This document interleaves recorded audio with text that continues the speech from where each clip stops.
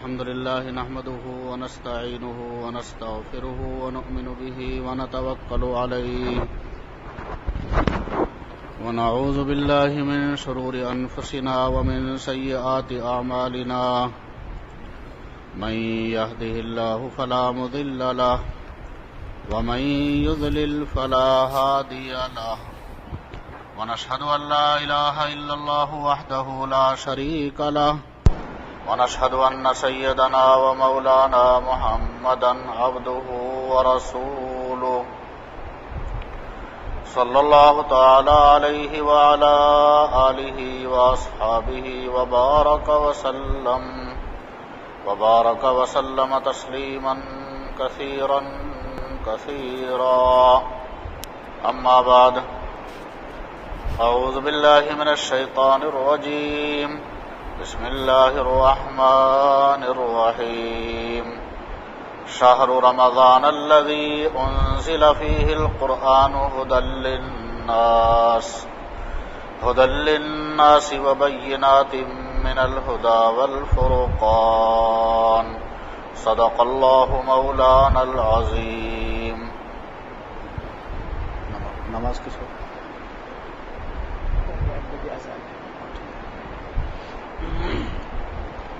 دوستو، بزرگو،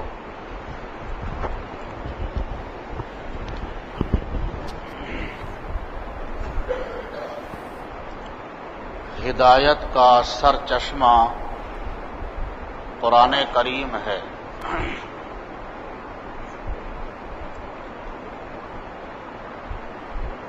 قرآن کریم حضور اکرم صلی اللہ علیہ وسلم کا سب سے بڑا معجزہ ہے. قرآن کریم کی صفت اللہ نے بیان فرمائی. جہاں قرآن کی اصل تاثیر کو بیان کرنا مقصد ہے، جو آیت میں نے خطبے میں پڑھی اس میں اللہ نے قرآن کی اصل تاثیر بیان فرمائی، اور قرآن کی اصل تاثیر کو بیان فرماتے ہوئے فرمایا ہدی للناس. قرآن کریم تمام لوگوں کے لیے ہدایت ہے. اللہ نے قرآن کریم کو تمام لوگوں کے لیے ذریعہ ہدایت بنا کر بھیجا ہے. جس طرح سے سورج نکلتا ہے تمام لوگوں کے فائدے اور منفعت کے لیے نکلتا ہے، چاند نکلتا ہے تمام لوگوں کے فائدے اور منفعت کے لیے چاند نکلتا ہے، دریا بہتا ہے سب لوگوں کے فائدے کے لیے دریا بہتا ہے. یہ الگ بات ہے کہ کوئی شخص اللہ کی اس نعمت عامہ سے بہنے والے دریا سے فائدہ اٹھائے اور کوئی محروم القسمت اس نعمت عامہ سے فائدہ نہ اٹھائے، یہ الگ بات ہے. لیکن اللہ کی یہ نعمتیں ساری کائنات اور تمام لوگوں کے لیے ہیں. اسی طرح سے اللہ نے قرآن کریم کو تمام لوگوں کے لیے، تمام انسانیت کے لیے ہدایت بنا کر بھیجا ہے. قرآن کی یہ اصل تاثیر ہے ہدی للناس، تمام لوگوں کے لیے ہدایت ہے. اب یہ الگ بات ہے کہ کوئی اللہ کی اس نعمت سے فائدہ اٹھائے اور ہدایت حاصل کرے، اور کوئی محروم القسمت اللہ کی اس نعمت عامہ اور فیضان عام سے فائدہ نہ اٹھائے اور ہدایت حاصل نہ کرے. یہ لوگوں کا وہ اپنا عمل اور اپنی حرکت ہے. قرآن کتاب ہدایت ہے. ہدایت کا اصل سرچشمہ قرآن کریم ہے. دیکھیے، قرآن کے نزول سے پہلے عرب کا معاشرہ اپنے اندر ساری خرابیاں لیے ہوئے تھا، ساری برائیاں، سارے جرائم، ایک دوسرے پر ظلم کرنا، قتل و غارت گری، ایک قبیلہ دوسرے قبیلے کے اوپر حملہ آور ہوتا، نہ جانے کتنی جانیں ضائع ہوتی، چوری، ڈکیتی، زناکاری، شراب خوری، جوا، ہر قسم کی برائیاں اس معاشرے کے اندر پائی جاتی تھی۔ ان لوگوں کے اندر علم اور سلیقہ نام کی کوئی چیز نہیں تھی۔ اسی لیے اس زمانے کو کہا گیا، نزول قرآن سے پہلے زمانے کو کہا گیا زمانہ جاہلیت۔ یہی نام آتا ہے نا کتابوں میں، زمانہ جاہلیت۔ جاہلیت کی سب باتیں ان کے اندر موجود تھی، لیکن قرآن نازل ہوا، قرآن کریم کا نزول شروع ہوا، قرآن کی ہدایت پھیلی، اور ان حضرات نے قرآن کریم سے ہدایت کو حاصل کیا، تو پھر اللہ نے ان کو کتنے بلند مقام پر پہنچایا، کتنے عظیم مقام پر پہنچا دیا کہ یوں کہیے کہ جو کسی وقت میں زمانے کے برے لوگ شمار ہوتے تھے، قرآنی ہدایت آنے کے بعد اور قرآن کے فیض سے مستفید ہونے کے بعد، قرآنی ہدایت کو قبول کرنے کے بعد، اب وہ زمانے کے اور دنیا کے بہترین لوگ ہو گئے۔ اللہ نے قرآن کریم میں ان حضرات کے خیر ہونے کی، ان کے ایمان کی، ان کے تقوی کی شہادت دی، بلکہ قیامت تک آنے والی تمام انسانیت کے لیے اللہ نے ان کو نمونہ بنا دیا۔ قرآن کریم میں ہے، اللہ فرماتا ہے فَإِنْ آمَنُوا بِمِثْلِ مَا آمَنْتُمْ بِهِ فَقَدْ اهْتَدَوْا۔ قیامت تک آنے والے لوگوں کو خطاب ہے، اگر لوگ ایسا ایمان لے آئیں جیسا تم ایمان لائے ہو، یہ تم کا خطاب ہے صحابہ کو، جیسا تم ایمان لائے ہو، اگر لوگ ایسا ایمان لے آئیں تو ہدایت یافتہ ہو جائیں۔ حضرات صحابہ کو اللہ نے قیامت تک آنے والے لوگوں کے لیے معیار بتا دیا، نمونہ بتا دیا۔ جو کسی وقت میں اپنے زمانے کے برے لوگ شمار ہوتے تھے، اب قرآنی ہدایت کو قبول کرنے کے بعد میں وہ لوگ قیامت تک آنے والی انسانیت کے لیے معیار قرار دیے گئے، نمونہ قرار دیے گئے۔ اس قرآن سے دوستو ہدایت ملی، ہر زمانے کے اندر ہدایت ملتی رہی، اور چونکہ حضور اکرم صلی اللہ علیہ وسلم کا سب سے بڑا معجزہ قرآن کریم ہے، اور یہ معجزہ قیامت تک رہے گا۔ آقا صلی اللہ علیہ وسلم کی نبوت اور رسالت قیامت تک کے لیے ہے۔ اللہ نے آقا صلی اللہ علیہ وسلم کو معجزہ بھی ایسا عطا فرمایا جو قیامت تک باقی رہے گا۔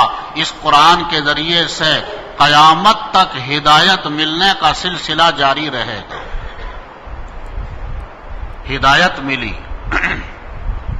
اس کا ایک نمونہ دور صحابہ کا حدیث شریف سے بتا دینا مناسب معلوم ہوتا ہے۔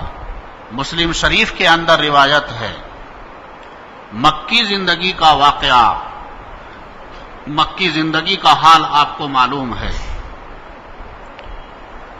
صحابہ اور حضرت صلی اللہ علیہ وسلم کو ستایا گیا، آقا صلی اللہ علیہ وسلم پر فقرے کسے گئے، تانے دیے گئے۔ کسی نے کہا العیاذ باللہ حضور اکرم صلی اللہ علیہ وسلم کو ساحر ہیں، جادوگر ہیں، کسی نے کہا شاعر ہیں، کسی نے کہا کاہن ہیں، اور کسی نے انتہا کر دی کہ مجنون ہیں، پاگل ہیں، العیاذ باللہ۔ یہ سب الفاظ ان لوگوں نے حضور اکرم صلی اللہ علیہ وسلم کے لیے کہے۔ مکہ مکرمہ سے باہر کے رہنے والے ایک شخص تھے، ان کا نام تھا ضماد، ضاد کے ساتھ۔ انہیں حقیقت حال کا علم نہیں تھا، یہ جنون کا، پاگل پن کا ایک بہترین منتر جانا کرتے تھے۔ جس آدمی کو جنون کا، پاگل پن کا اثر ہوتا، یہ اس منتر کو پڑھ کر دم کرتے، وہ اچھا ہو جاتا۔ مسلم شریف کے اندر واقعہ آیا، صحیح حدیث۔ ضماد خود کہتے ہیں، واقعہ بیان کرتے ہیں، میں مکہ مکرمہ آیا، میں نے یہاں اہل مکہ کی زبان سے سنا کہ یہاں محمد نام کے کوئی شخص ہیں اور انہیں جنون کا، پاگل پن کا کچھ اثر ہے۔ ضماد کہتے ہیں، میں نے سوچا کہ اگر وہ مجھے مل جائیں، میری ان سے ملاقات ہو جائے تو میں یہ منتر پڑھ کر ان کے اوپر دم کروں، ہو سکتا ہے کہ ان کو شفا حاصل ہو جائے، ان کی یہ بیماری ختم ہو جائے۔ ان کے ذہن میں یہی تھا کہ واقعی ان کو جنون کا اثر ہوگا۔ کہتے ہیں ضماد، اتفاق یہ ہوا کہ حضور اکرم صلی اللہ علیہ وسلم سے میری ملاقات ہو گئی۔ کہتے ہیں میں نے کہا اپنے گمان اور ذہن کے اعتبار سے جو میں نے اہل مکہ سے سنا تھا کہ جی مجھے معلوم ہوا ہے آپ کو جنون کا، پاگل پن کا کچھ اثر ہے، میں اس کا بہترین منتر جانتا ہوں، آپ اجازت دیں تو میں منتر آپ کے اوپر پڑھوں، ہو سکتا ہے کہ آپ کو شفا حاصل ہو جائے۔ حضور اکرم صلی اللہ علیہ وسلم نے فرمایا، پڑھا، ان الحمد للہ نحمدہ ونستعینہ من یہدہ اللہ فلا مضل لہ ومن یضلل فلا ہادی لہ واشہد ان لا الہ الا اللہ وحدہ لا شریک لہ واشہد ان محمدا عبدہ ورسولہ، اما بعد۔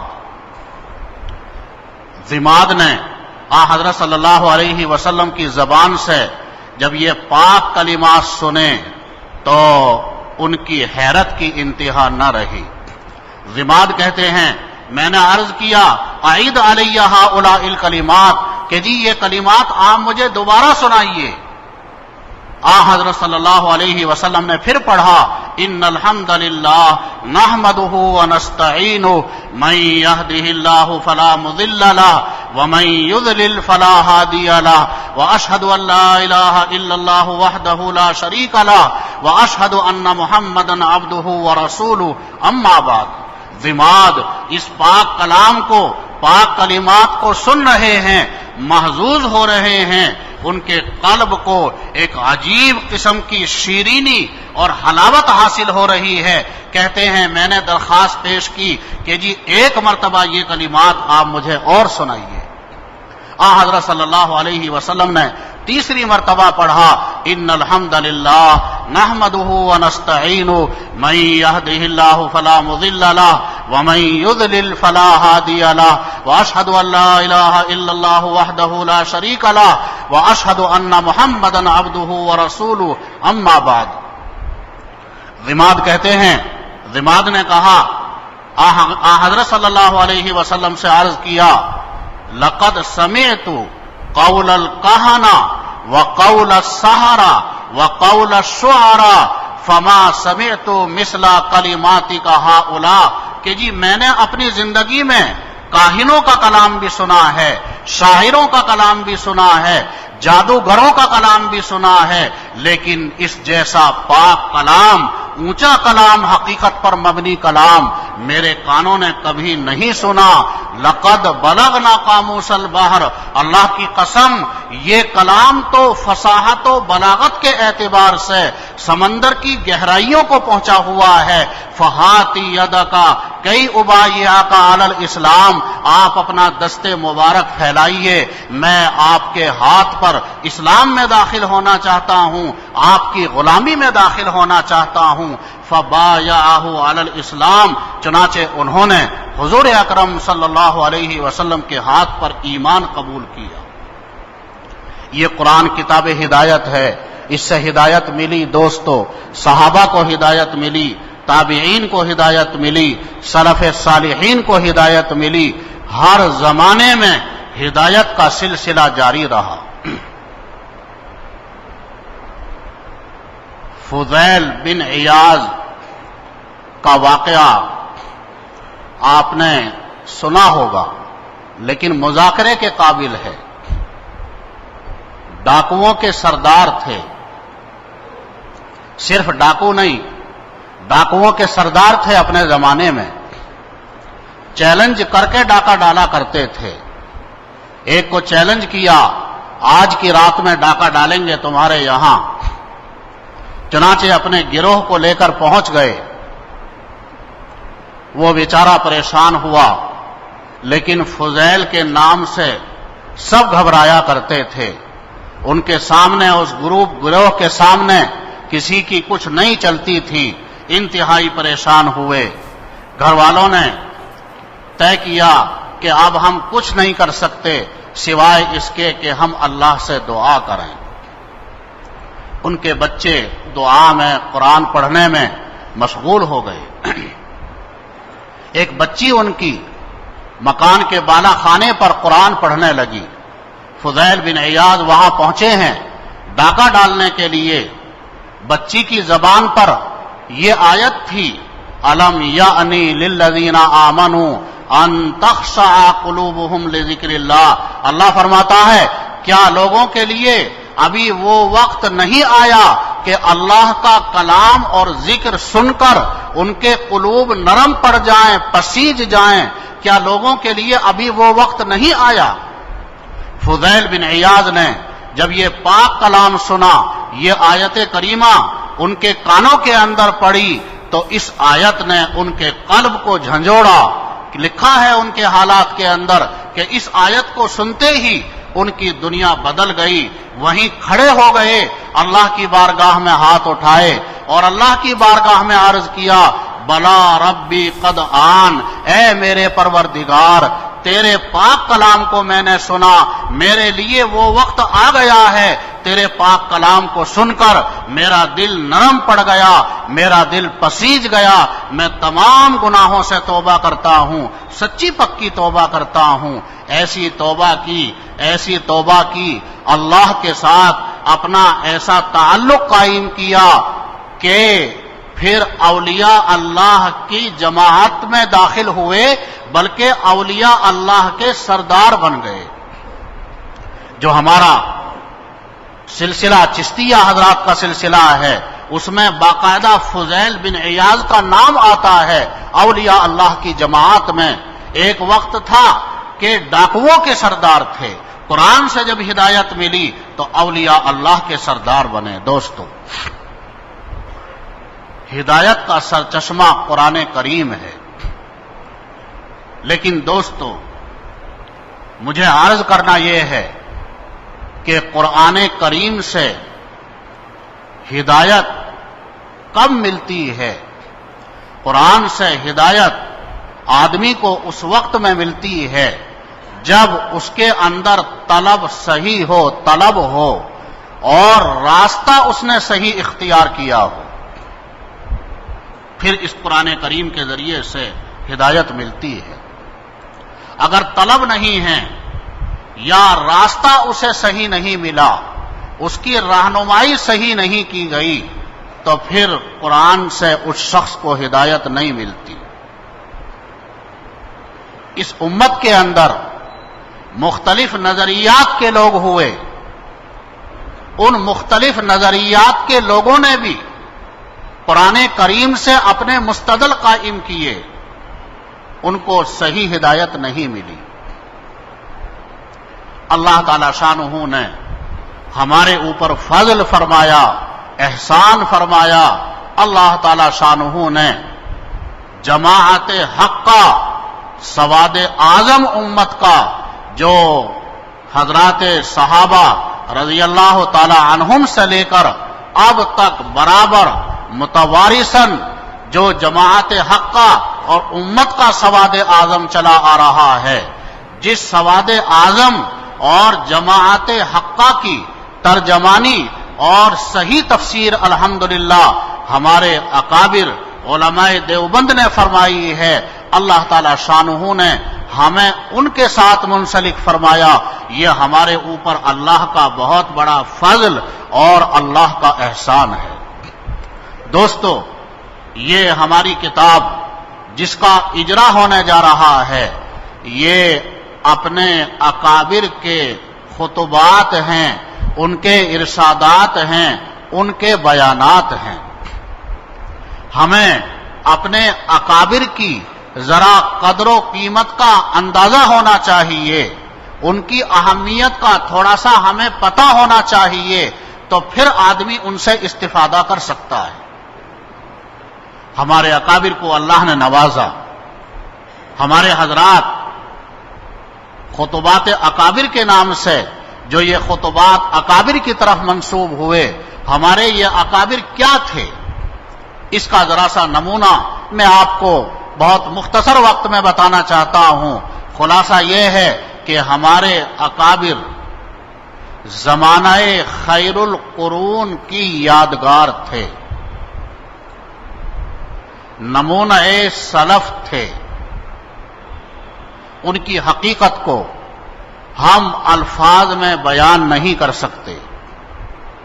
جس طرح سے گلاب کے پھول کو، اس کی خوشبو کو سمجھا جا سکتا ہے، سونگھ کر پہچانا جا سکتا ہے، اس کی حقیقت کو الفاظ میں بیان نہیں کیا جا سکتا، یہی حال ہمارے اکابر اور حضرات علماء کا ہے کہ ان کے ساتھ رہ کر، ان کی معیت اختیار کر کے آدمی کچھ ان کا اندازہ لگا سکتا ہے، لیکن الفاظ میں اس حقیقت کو بیان نہیں کیا جا سکتا۔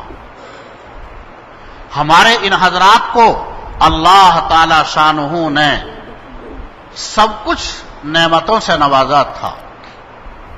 اللہ نے علم و فضل اور عمل کے اندر ان حضرات کو بڑا اونچا مقام عطا فرمایا تھا۔ مثال مشہور ہے درخت کی، جس شاخ میں پھل زیادہ ہوتے ہیں، وزنی ہوتی ہے، وہ نیچے کو جھکتی ہے، یہ کہنے کے لیے مثال ہے، لیکن ہمارے حضرات اکابر نے واقعتاً اس کا مصداق بن کے دکھایا کہ اللہ نے تمام کمالات سے ہمارے حضرات کو نوازا تھا، اس کے باوجود وہ حضرات جھکے رہتے تھے۔ جیسے درخت کی پھل والی شاخ، اس پر اتنی قیمتی چیز ہونے کے باوجود وہ جھکی رہتی ہے، فروتنی گویا کے اختیار کیے ہوئے رہتی ہے، اسی طرح سے ہمارے یہ حضرات اکابر تمام کمالات سے متصف ہونے کے باوجود وہ فروتنی اور تواضع کے انتہائی بلند مقام پر اللہ نے ان کو فائز کیا تھا۔ چند باتوں سے اس کی وضاحت ہوگی دوستو۔ اللہ نے کیسے کمالات ہمارے حضرات کو عطا فرمائے۔ حضرت اقدس نانوتوی رحمت اللہ علیہ، حضرت تھانوی رحمت اللہ علیہ نے فرمایا، حضرت نانوتوی رحمت اللہ علیہ امام رازی سے کم نہیں۔ ہمارے شیخ یونس صاحب رحمت اللہ علیہ، ان سے میں نے سنا، ہمارے یہ حضرات، حضرت گنگوہی رحمت اللہ علیہ، حضرت نانوتوی رحمت اللہ علیہ، یہ اپنے وقت کے رازی و غزالی تھے۔ یہ تمام کمالات سے متصف ہونے کے باوجود لیکن حضرت اقدس نانوتوی رحمت اللہ علیہ فرمایا کرتے تھے، ان کی تواضع کا یہ عالم تھا، فرمایا کرتے تھے انتہائی سادہ مزاج، سادہ وضع کے ساتھ رہا کرتے تھے، دیکھنے والا پہچانتا بھی نہیں تھا کہ یہ حضرت مولانا محمد قاسم صاحب نانوتوی ہیں، اتنے بڑے علم والے ہیں، اتنے بڑے فضل والے ہیں، عام آدمی دیکھ کر پہچانتا بھی نہیں تھا، لیکن اس کے باوجود فرمایا کرتے تھے کہ مولوی کا لفظ میرے نام کے ساتھ لگا ہوا ہے، اگر یہ مولوی کا لفظ میرے نام کے ساتھ لگا ہوا نہ ہوتا تو اپنی وضع کو ایسی مٹاتا کہ کسی شخص کو پتہ بھی نہیں چلتا کہ قاسم نام کا کوئی آدمی گزرا ہے۔ ہمارے اکابر میں علامہ انور شاہ کشمیری رحمت اللہ علیہ، اللہ نے بڑے علم و فضل اور بڑے کمالات سے حضرت کو نوازا۔ مشہور ہے جو بات ایک مرتبہ کتاب کے اندر پڑھ لی، دیکھ لی، حضرت فرماتے تھے خود عام طور پر 40 سال تک وہ بات یاد رہتی تھی۔ علامہ انور شاہ کشمیری رحمت اللہ علیہ، ان کے بارے میں مشہور تھا چلتا پھرتا کتب خانہ، چلتی پھرتی لائبریری تھے۔ ایک مرتبہ وطن تشریف لے جا رہے تھے، سیالکوٹ کے بس اڈے پر کھڑے تھے بس کے انتظار میں، ایک عیسائی پادری آیا اور حضرت کو دیکھ کر کہا ایسا معلوم ہوتا ہے کہ آپ مسلمانوں کے بڑے عالم ہیں۔ حضرت علامہ انور شاہ کشمیری رحمت اللہ علیہ نے فرمایا نہیں بھائی، میں بڑا عالم نہیں، مجھ سے بڑے عالم بہت سارے ہیں، میں تو ایک طالب علم ہوں۔ پھر فرمایا اس پادری سے تمہارے یہاں جو صلیب کی شکل ہے یہ صحیح شکل نہیں، صلیب کی اصل یہ شکل نہیں، یہ شکل ہے۔ پھر حضرت علامہ انور شاہ کشمیری رحمت اللہ علیہ نے اس پادری کے سامنے حضور اکرم صلی اللہ علیہ وسلم کی حقانیت، آپ کی رسالت پر 10 دلائل توریت سے پیش فرمائے۔ حضرت صلی اللہ علیہ وسلم کی رسالت پر 10 دلائل انجیل سے پیش فرمائے، 10 دلائل وہیں کھڑے کھڑے قرآن کریم سے پیش فرمائے، اور 10 دلائل وہیں کھڑے کھڑے عقلی دلائل پیش فرمائے۔ وہیں حضرت نے اسی مقام میں کھڑے کھڑے اس پادری کے سامنے مکمل 40 دلائل حضرت صلی اللہ علیہ وسلم کی رسالت کے لیے پیش فرمائے۔ وہ حیران رہ گیا، کہنے لگا کہ اگر مجھے اپنے مفادات کا خوف نہ ہوتا تو میں آپ کے ہاتھ پر ایمان لے آتا۔ حضرت علامہ صاحب گئے ہیں پاکستان چھٹی کے زمانے میں، لاہور تشریف لے گئے، وہاں حضرت کی مجلس ہوتی تھی۔ مجلس میں مختلف قسم کے حضرات حاضر ہوتے تھے، بیٹھتے تھے۔ بہت سے حضرات حضرت سے علمی سوال کیا کرتے تھے، حضرت اس کا جواب دیتے۔ اس کا جواب یہ ہے، اس جواب کے اوپر یہ اعتراض ہوتا ہے، اس اعتراض کا جواب یہ ہے، اس طرح سے دور تک کی بات بتایا کرتے تھے۔ وہیں علامہ اقبال بھی تھے، اسی جگہ رہتے تھے۔ ان کے ایک دوست علامہ انور شاہ کشمیری رحمت اللہ علیہ کی مجلس میں آیا کرتے تھے، تو دوست نے علامہ اقبال کو کہا کہ شاہ صاحب دیوبند سے آئے ہوئے ہیں، ان کی مجلس ہوتی ہے اور بہت لوگ وہاں پر حاضر ہوتے ہیں، آپ بھی مجلس کے اندر چلیں۔ علامہ اقبال شروع میں علماء کے، اولیاء اللہ کے زیادہ قائل نہیں تھے، مزاج کے اندر آزادی تھی، نہیں گئے مجلس میں۔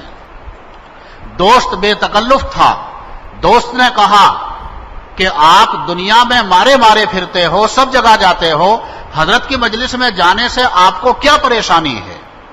تو پھر گئے، حضرت شاہ صاحب کی مجلس کے اندر بیٹھے تو فوراً فیض شروع ہوا۔ ان اہل اللہ کا فیض ہوتا ہے دوستو، وہ چاہے ہمیں نظر نہ آئے، ہمیں محسوس نہ ہو، لیکن فیض ہوتا ہے۔ فوراً ذہن منتقل ہوا علامہ اقبال کا ایک حدیث کی طرف۔ صحابہ فرماتے ہیں ہم لوگ حضور اکرم صلی اللہ علیہ وسلم کی مجلس میں بیٹھا کرتے تھے، کأن علی رؤوسنا الطیر، اس طرح سے بیٹھا کرتے تھے گویا کہ ہمارے سر پر پرندہ بیٹھا ہوا ہے، نہایت سکون کے ساتھ، وقار کے ساتھ، دل جمعی کے ساتھ بیٹھا کرتے تھے۔ پرندہ سر پر جبھی ٹھہر سکتا ہے جب آدمی طمانینت اور سکون کے ساتھ بیٹھے۔ اگر سکون کے ساتھ نہیں بیٹھے گا، ادھر گیا ادھر گیا، تو پرندہ سر پر کہاں ٹھہرے گا؟ مراد ہے سکون کے ساتھ بیٹھنا۔ تو علامہ اقبال کا ذہن اس طرف منتقل ہوا کہ حضور اکرم صلی اللہ علیہ وسلم کی مجلس جس طرح سے سکون والی ہوا کرتی تھی، شاہ صاحب کی مجلس اسی انداز کی ہے۔ فیض کا سلسلہ شروع ہوا۔ علامہ اقبال نے لوگوں کو دیکھا شاہ صاحب سے سوال کرتے ہیں، انہوں نے بھی ہمت کی اور حضرت سے شاہ صاحب سے سوال کیا، حضرت زمان کیا ہے، مکان کیا ہے؟ حضرت نے جواب دیا اور اس کی مکمل تفصیل بتلائی۔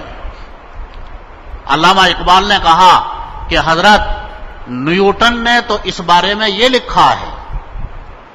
حضرت شاہ صاحب نے فرمایا کہ نیوٹن نے اس بارے میں جو کچھ لکھا ہے وہ اپنے پاس سے نہیں، علامہ عراقی کے رسالے سے مضمون لے کر انہوں نے یہ بات لکھی ہے۔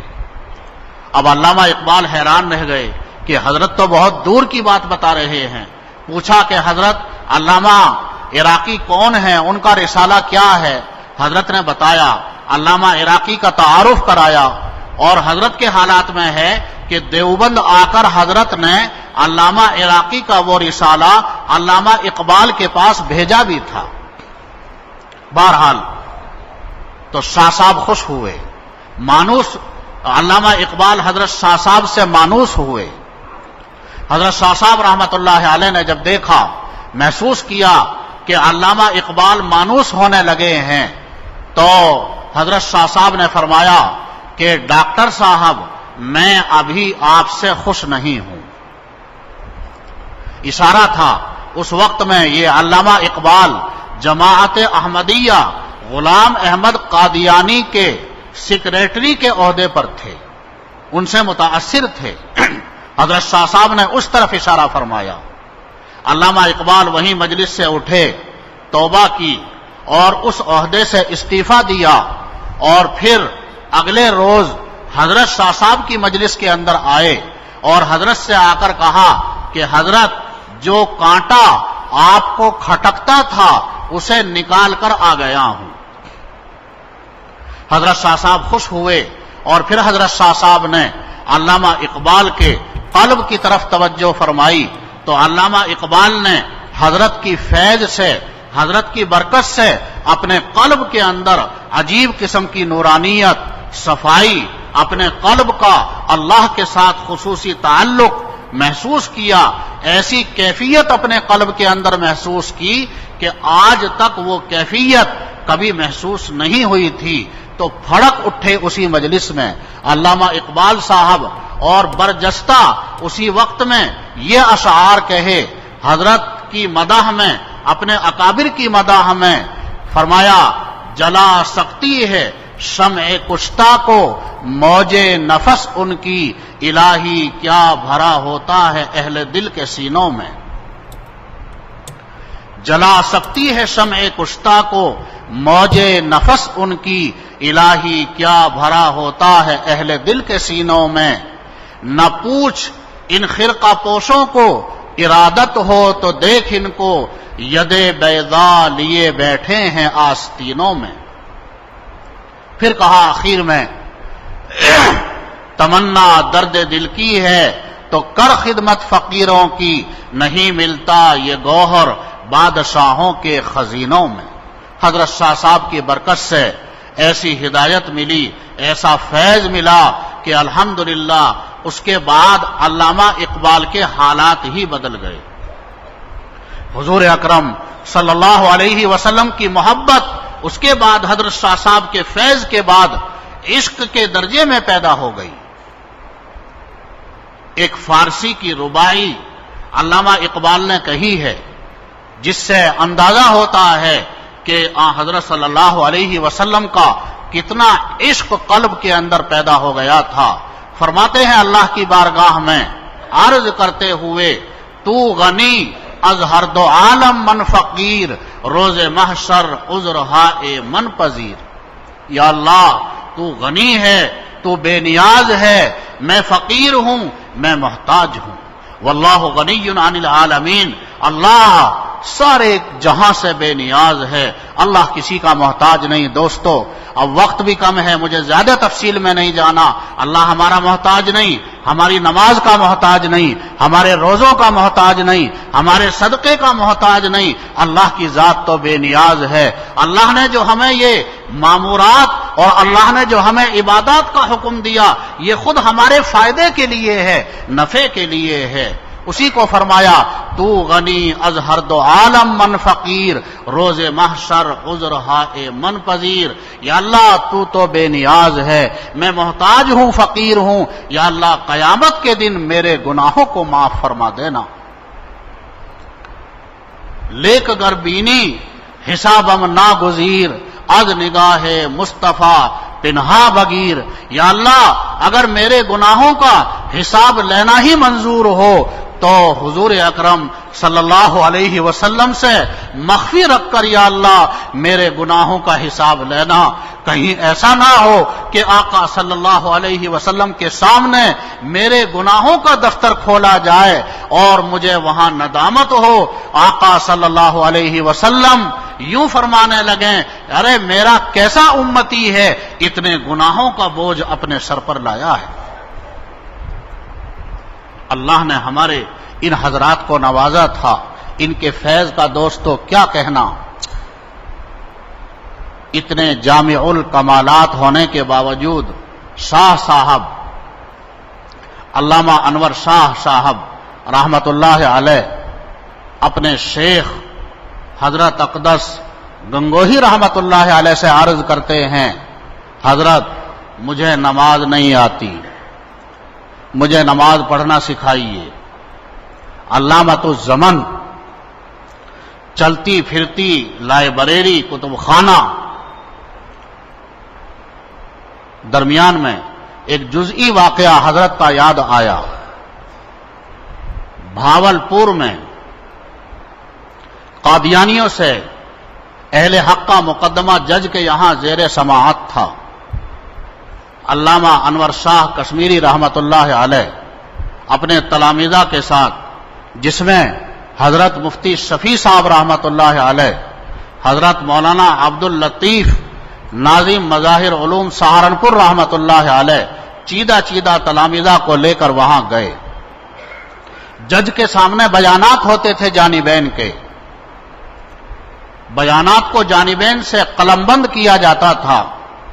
ایک مرتبہ قادیانیوں کے عالم نے اور وکیل نے کہا علامہ انور شاہ کشمیری رحمت اللہ علیہ سے، علامہ انور شاہ نے یہ مضمون بیان فرمایا کہ جو آدمی تواتر معنوی کا انکار کرے وہ بھی کافر ہے۔ تو اس پر قادیانیوں کے وکیل نے، عالم نے کہا کہ پھر تو آپ امام رازی کو بھی کافر کہیے، اس لیے کہ فواتح الرحموت میں شرح سلم الثبوت میں علامہ بحر العلوم نے امام رازی کے متعلق یہ کہا ہے کہ انہوں نے تواتر معنوی کا انکار کیا ہے، تو امام رازی پر بھی کفر کا حکم لگائیے۔ اب وہاں سارے علماء اپنے حیران، اس دلیل کا کیا جواب دیا جائے؟ کتاب اپنے پاس نہیں تھی، فواتح الرحموت، کیا جواب دیں؟ انتہائی حیران۔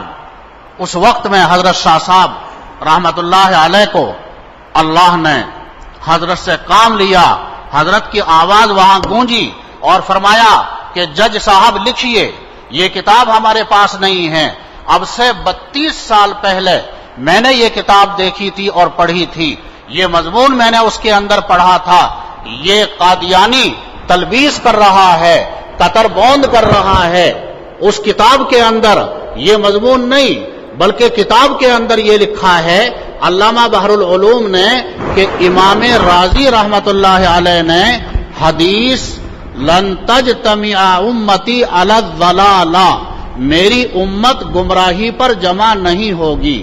امام رازی نے اس کے متعلق یہ فرمایا کہ یہ روایت تواتر کے درجے کو نہیں پہنچتی۔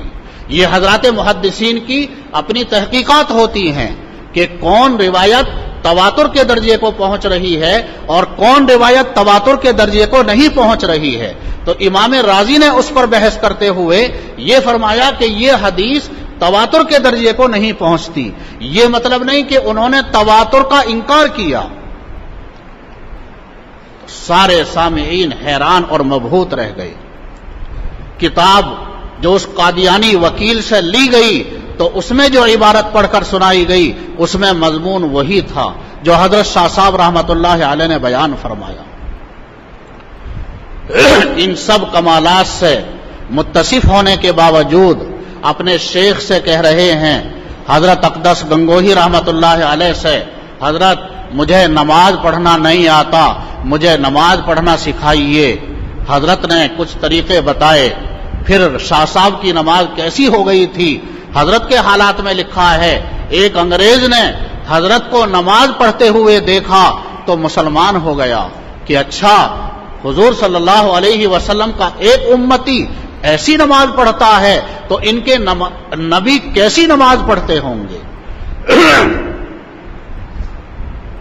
کون شیخ؟ حضرت اقدس گنگوہی رحمت اللہ علیہ۔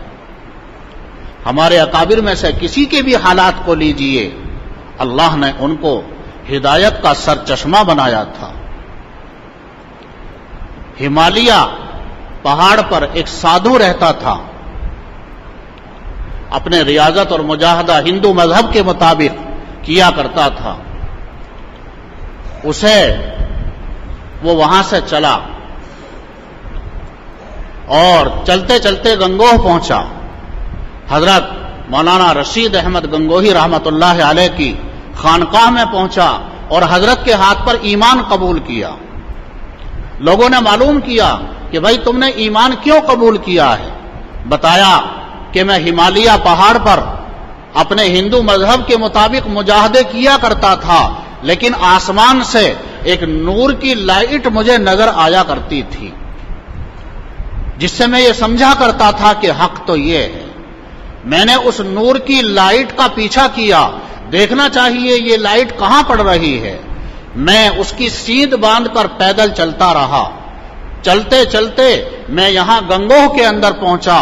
پھر میں نے دیکھا یہاں گنگوہ میں کس مکان میں یہ لائٹ آ رہی ہے آسمان سے۔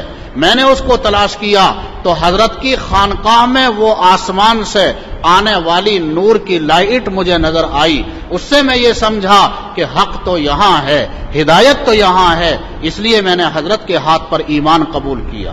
دوستو، یہ ہمارے اکابر، ان حضرات اکابر کے یہ خطبات آپ کی خدمت میں دیے جا رہے ہیں، پیش کیے جا رہے ہیں۔ طلب ہونی چاہیے، نیت صحیح ہونی چاہیے، ارادہ صحیح ہونا چاہیے، عقیدت پختہ ہونی چاہیے، تو انشاءاللہ فیض ہوگا، ہدایت ملے گی۔ ہمارے اکابر میں ہی شاہ عبد الرحیم سہارنپوری رحمت اللہ علیہ، ایک شاہ عبد الرحیم رائے پوری رحمت اللہ علیہ ہیں، وہ دوسرے ہیں۔ شاہ عبد الرحیم سہارنپوری یہ شیخ ہیں، پہلے شیخ ہیں شاہ عبد الرحیم رائے پوری رحمت اللہ علیہ کے۔ پڑھے لکھے نہیں تھے لیکن بڑے کشف و کرامات والے، امی تھے، ان پڑھ تھے۔ کسی نے پوچھا کہ جی اس آیت کا کیا مطلب ہے؟ یوم یکون الناس کالفراش المبثوث وتکون الجبال کالعہن المنفوش، اس آیت کا کیا مطلب ہے؟ کہا شاہ عبد الرحیم سہارنپوری نے، پڑھے لکھے نہیں تھے، کہا کہ بھائی ایسا معلوم ہوتا ہے، اس کا مطلب یہ ہے قیامت کے دن یہ پہاڑ دھنی ہوئی روئی کی طرح ہو جائیں گے، ایسا کچھ ذہن میں مطلب آتا ہے۔ باقی تم اس کا مطلب مولانا رشید احمد گنگوہی سے پوچھو۔ سائل نے کہا کہ حضرت وہ اس کا مطلب جانتے ہیں؟ فرمایا ارے واہ، ان کا کیا کہنا، لوح محفوظ اور عرش الہی کو دیکھ کر ان کا قلم چلتا ہے۔ ایک مجذوب قسم کے بزرگ تھے، سائیں توکل شاہ رحمت اللہ علیہ۔ حضرت گنگوہی رحمت اللہ علیہ نے جب حلت غراب کا فتویٰ دیا اور کچھ مخالفین نے اعتراضات کیے تو سائیں توکل شاہ نے یہ فرمایا، ارے تم ایسے شخص پر اعتراض کرتے ہو، میں نے ان کو حضرت مولانا رشید احمد گنگوہی رحمت اللہ علیہ کو حضور اکرم صلی اللہ علیہ وسلم کی مجلس میں مسند افتاء پر فائز دیکھا ہے۔ چنانچہ یہ بات خود حضرت گنگوئی رحمۃ اللہ علیہ نے فرمائی ہے. فرمایا حضور اکرم صلی اللہ علیہ وسلم نے مجھ سے 40 مسئلے دریافت کیے اور ایک روایت ہے 100 مسائل دریافت کیے.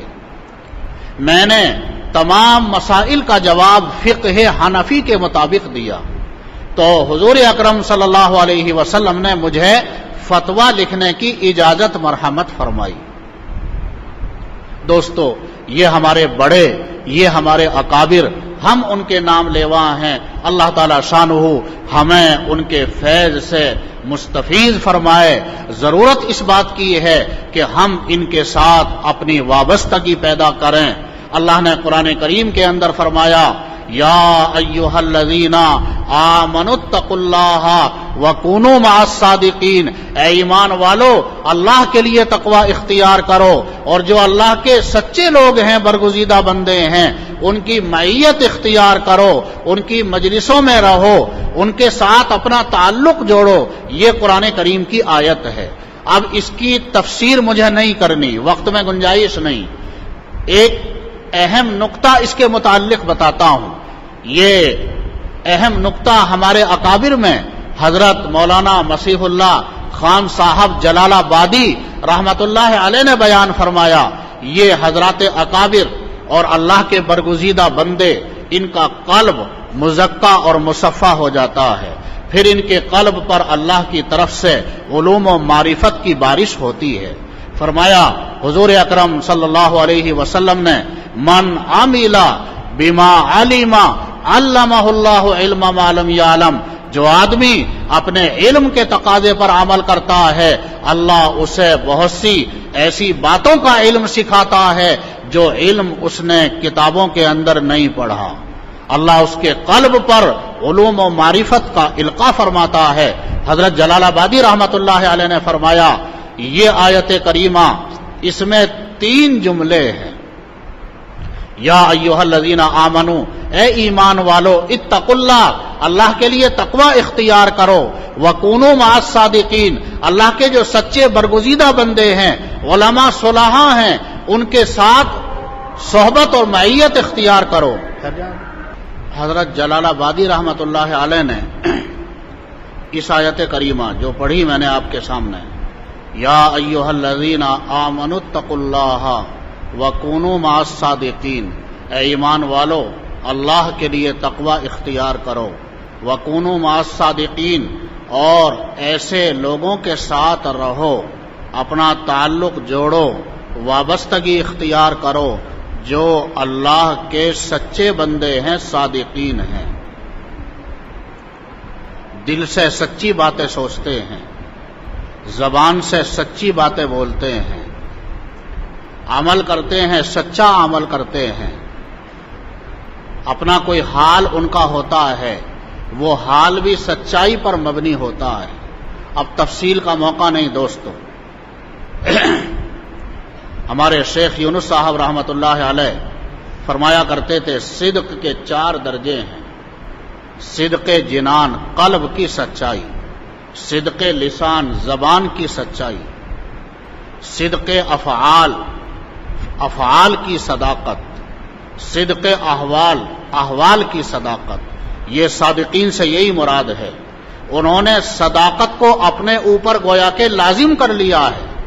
دل سے سچی باتیں سوچتے ہیں، زبان سے سچی باتیں بولتے ہیں، اپنے اعضاء و جوارح سے سچا عمل کرتے ہیں. یہ صادقین ہیں. اس صدق کو اختیار کرنے کی وجہ سے اللہ کے یہاں ان کا مقام عظیم اور بلند تر ہو گیا ہے. اب یہ لوگ اس قابل ہیں کہ تم ان کے ساتھ اپنا تعلق پیدا کرو، وابستگی پیدا کرو، ان کی صحبتوں، ان کی مجلسوں کو لازم پکڑو. اللہ نے فرمایا. حضرت جلال آبادی رحمت اللہ علیہ نے فرمایا اس آیت کریمہ میں 3 جملے ہیں اور تینوں میں آپس میں گہرا ربط ہے، گہری مناسبت ہے اور گہرا جوڑ ہے.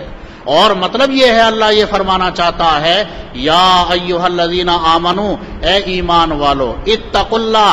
مطلب یہ ہے اگر اپنے ایمان کی حفاظت چاہتے ہو تو تمہیں اپنی زندگی میں تقوی لانا ہوگا، اپنے قلب کے اندر اللہ کا خوف پیدا کرنا ہوگا، اللہ کی خشیت پیدا کرنی ہوگی، اس کے نتیجے میں اپنی زندگی میں تقوی لانا ہوگا اگر اپنے ایمان کی حفاظت چاہتے ہو۔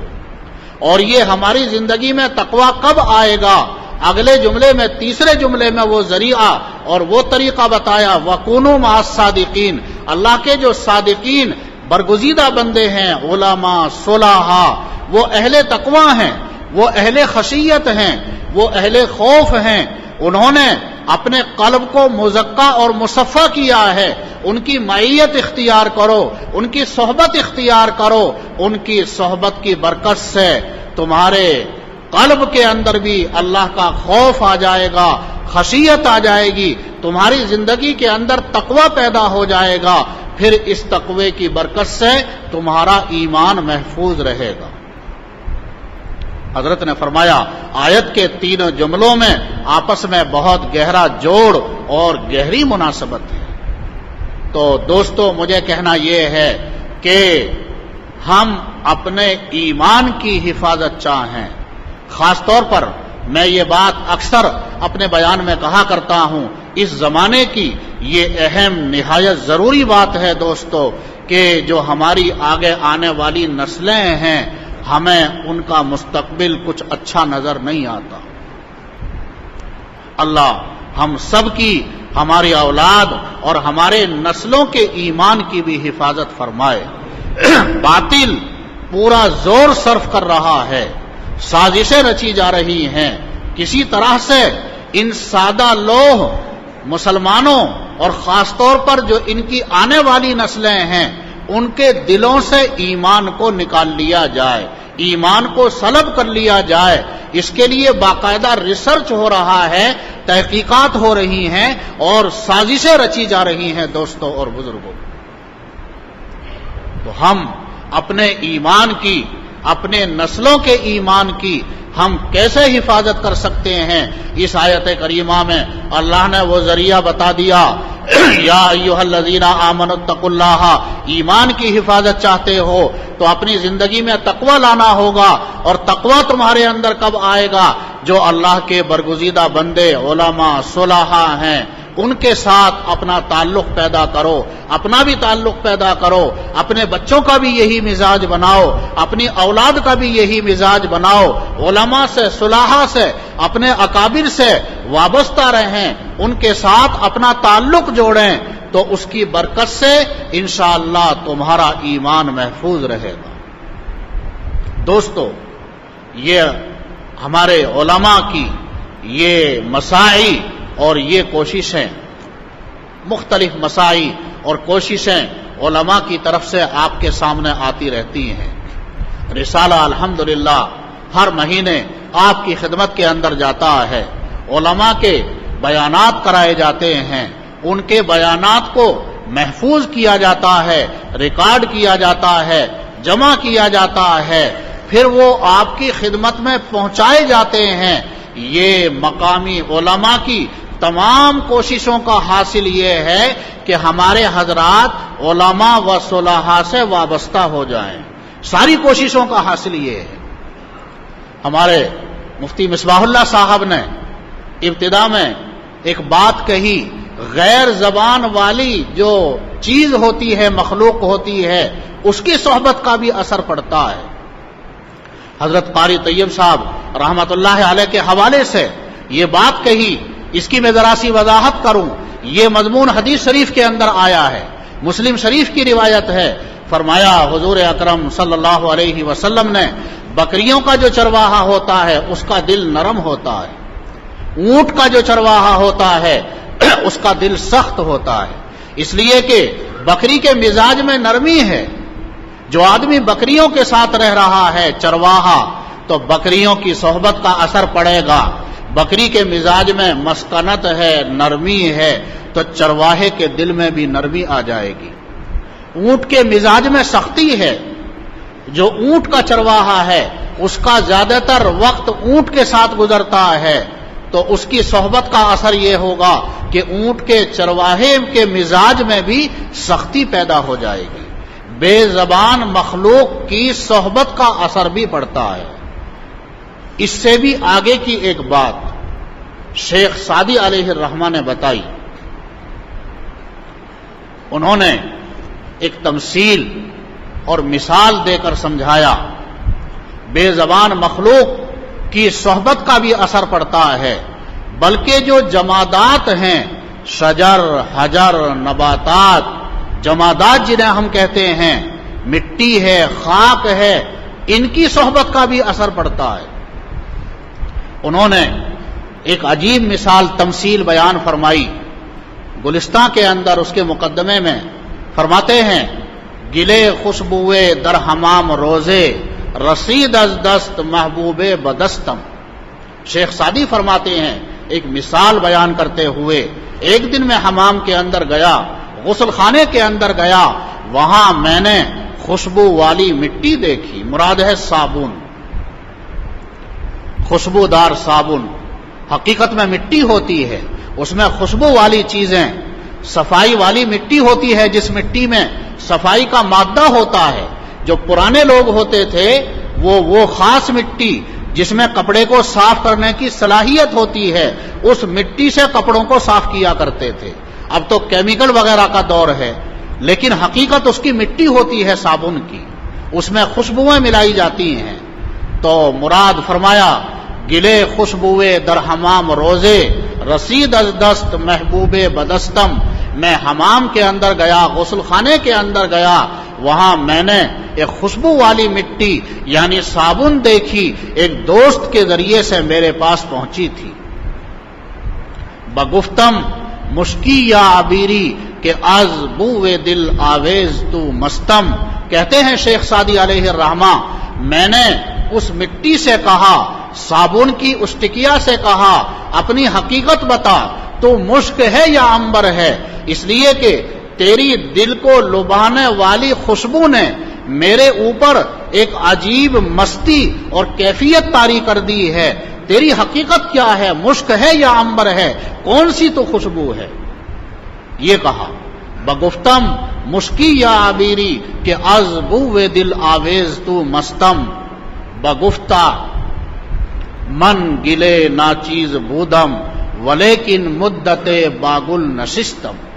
اس مٹی نے کہا کہ میں تو بے حقیقت مٹی تھی، میری کوئی وقات نہیں، کوئی حیثیت نہیں، بے حقیقت مٹی تھی، لیکن ایک عرصے تک پھولوں کی صحبت اور پھولوں کی ہمنشینی مجھے حاصل ہوئی۔ اس مٹی میں پھول بسائے جاتے ہیں، خوشبو والے پھول، تو ان کی خوشبو کا اثر صابن کے اندر آ جاتا ہے۔ میری کوئی حقیقت نہیں۔ بگفتہ من گلے ناچیز بودم ولیکن مدت باگل نشستم، ایک عرصے تک مجھے پھولوں کی صحبت اور پھولوں کی ہم نشینی حاصل ہوئی۔ جمال ہم نشیں در من اثر کرد وگرنہ من ہما خاکم کے ہستم۔ میرے اس پڑوسی نے میرے اندر اثر کیا، اس کی صحبت کا اثر پھولوں کا میرے اندر آیا، میرے اندر بھی خوشبو پیدا ہو گئی، ورنہ میں تو وہی بے حقیقت مٹی تھی۔ دوستو، صحبت کا ضرور اثر پڑتا ہے۔ ہمارے ان مقامی علماء کی یہ مساعی اور یہ کوششیں اسی لیے ہیں کہ ہمارے حضرات ہمارے اکابر سے، اہل اللہ سے وابستہ رہیں۔ اس کے لیے اللہ ان کے دل میں نئی نئی شکلیں، نئی نئی صورتیں ڈالتا ہے، پیدا فرماتا ہے۔ دوستو، یہ اللہ کی بہت بڑی نعمت ہے۔ میں اپنی بات کو ختم کرتا ہوں۔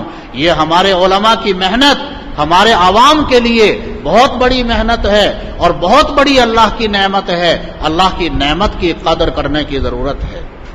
اللہ کے یہاں ضابطہ یہ ہے، لَئِن شَكَرْتُمْ لَأَزِيدَنَّكُمْ وَلَئِن كَفَرْتُمْ إِنَّ عَذَابِي لَشَدِيدٌ۔ اللہ کی نعمت کا شکر ادا کرو گے، اللہ نعمت کو بڑھائے گا، ورنہ اللہ نعمت کو ناقدری کی وجہ سے چھین لیتا ہے۔ علم کا مرکز پہلے دہلی تھا، دیوبند سہارنپور کو کوئی نہیں جانتا تھا، دہلی علم کا مرکز تھا۔ ہمارے یہ حضرات جو دارالعلوم دیوبند اور مظاہر علوم سہارنپور کے بانی ہیں، یہ حضرات بھی دہلی پڑھ کر آئے تھے، حضرت گنگوہی رحمت اللہ علیہ، حضرت نانوتوی رحمت اللہ علیہ. تو دیوبند سہارنپور کا کوئی نام و نشان علم کے لائن سے کچھ نہیں تھا، دہلی علم کا مرکز تھا، بڑے بڑے دارالعلوم وہاں پر قائم تھے، علم کا سلسلہ اور علم کا فیضان وہاں سے ساری دنیا کے لیے تھا. لیکن جب ناقدری کا معاملہ کیا گیا، اللہ نے وہاں سے وہ نعمت ہٹا لی، دوسری جگہ پہنچا دیا. یہ اللہ کا ضابطہ ہے، نعمت کی قدر کرو گے اللہ نعمت میں اضافہ کرے گا، نعمت کی ناقدری کرو گے اللہ نعمت کو چھین لیتا ہے. ہمارے ان علماء کی یہ محنت، ان کی یہ مساعی اسی لیے ہیں کہ ہمارے یہ حضرات علماء سے، اکابر سے وابستہ رہیں، اپنا تعلق علماء اور صلحاء کے ساتھ وابستہ رکھیں. تو اس کی برکت سے انشاءاللہ ہماری نسلوں کے ایمان کی انشاءاللہ تعالی حفاظت رہے گی. ہماری یہ کتاب زیر نظر کتاب منتخب خطبات اکابر، یہ اسی کوشش کا ایک حصہ ہے. اس کتاب کو آپ طلب کے ساتھ پڑھیں. یہ دو شرطیں ہوتی ہیں دوستو، ہدایت ملنے کی اور فیض ملنے کی. یہیں سے میں نے اپنی بات شروع کی تھی، طلب ہونی چاہیے. طلب نہیں ہے، آدمی اپنے آپ کو بیمار ہی نہیں سمجھ رہا ہے تو علاج کیسے ہوگا؟ ان اللہ لا یغیر ما بقوم حتی یغیروا ما بانفسہم. جو قوم اپنے آپ کو نہیں بدلنا چاہتی اللہ بھی اس کو نہیں بدلتا. جو قوم اپنا محاسبہ نہیں کرتی، اپنی کوتاہیوں پر جس کی نظر نہیں ہوتی، اس کے برخلاف ان کے اندر تعلی ہوتی ہے، بڑائی ہوتی ہے، وہ اپنے آپ کو کسی کا محتاج نہیں سمجھتے، پھر اللہ کی مدد نہیں آتی. طلب کے ساتھ پڑھیے، عقیدت کے ساتھ پڑھیے تو ہمارے یہ اکابر الحمدللہ اللہ نے ان کو ہدایت کا سر چشمہ بنایا. ان کے جو یہ بیانات ہیں، میں نے کتاب پر نظر ڈالی، دیکھا ہے میں نے الحمدللہ کتاب کو، سادہ بیانات ہیں، ان میں کوئی لفاظی نہیں، فصاحت اور بلاغت نہیں ہے، سادہ تعبیرات ہیں الحمدللہ. لیکن دوستو یہ ہمارے اکابر اخلاص و للہیت کا پیکر تھے. ان کی یہ باتیں دل سے نکلتی ہیں، اور جو بات دل سے نکلتی ہے دل پر اثر کرتی ہے. بس میں تفصیل میں جانے بغیر اپنی بات کو مکمل کرتا ہوں. دیکھو حضرت شیخ زکریا رحمت اللہ علیہ، اللہ نے عالمی پیمانے پر حضرت سے ہدایت کا کام لیا.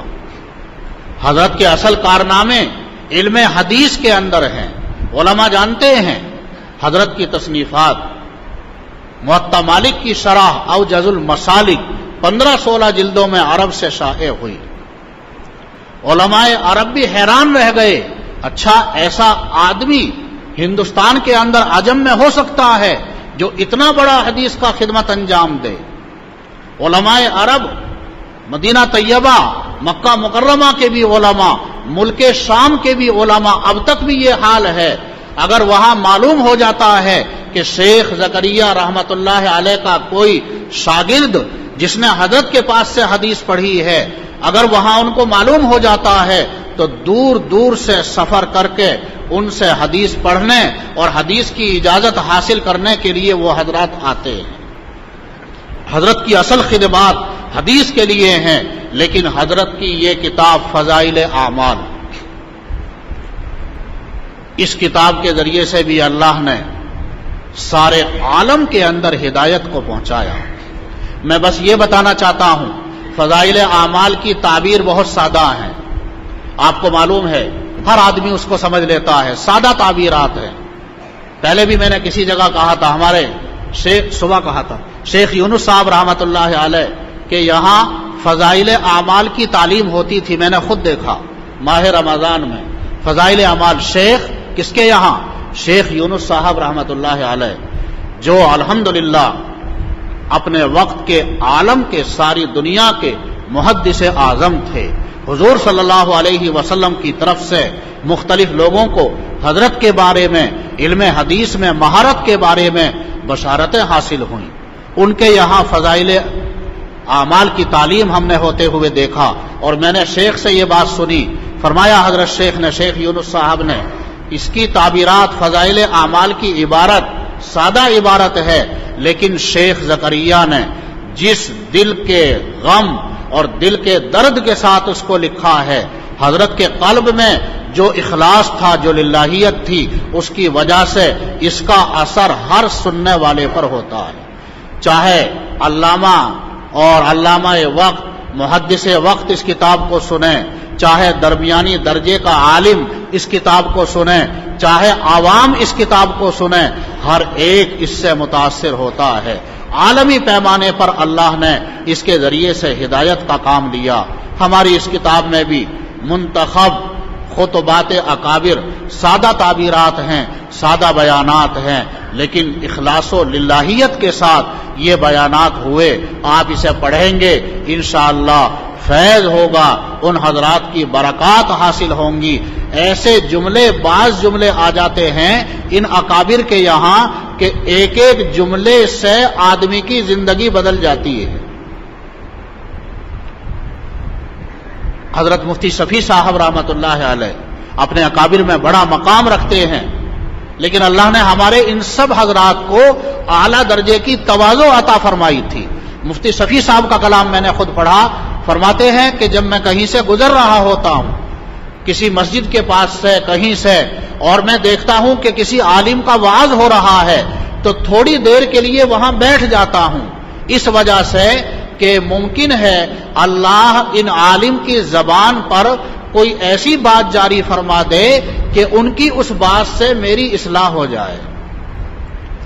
یہ ہمارے اکابر کے بیانات، ان کی یہ ارشادات، یہ نصائح، بعض جملے ان میں ایسے آ جاتے ہیں، ان جملوں کو پڑھنے سے، سننے سے آدمی کی زندگی میں تبدیلی آ جاتی ہے۔ اللہ کما حق کہو ہمیں اس کتاب سے بھی اور اکابر کے تمام کتابوں سے، ان کے علوم ظاہری اور باطنی سے اللہ ہمیں مستفیض فرمائے۔ وآخر دعوانا ان الحمد للہ رب العالمین۔